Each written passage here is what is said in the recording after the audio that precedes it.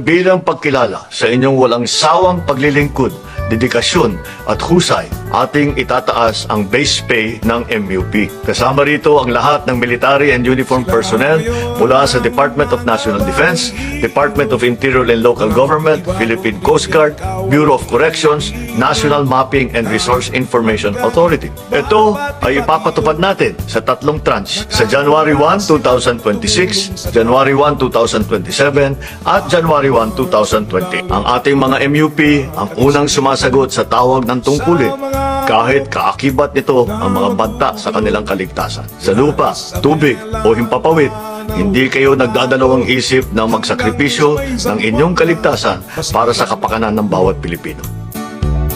Sila'y gumagapang sa gitna ng kadiliman, kagat ng lamok, tinitiis lamang.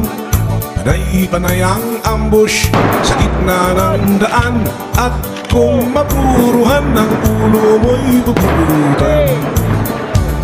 O kahirap ang buhay magsundalo, sa digmaan kami madidistino.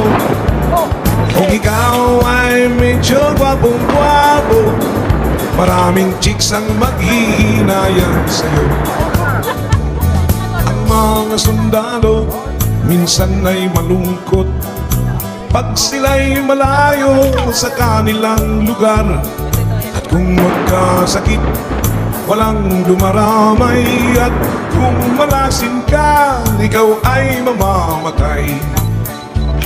O kahirap palang magsundalo, sa digmaan kami madidistino.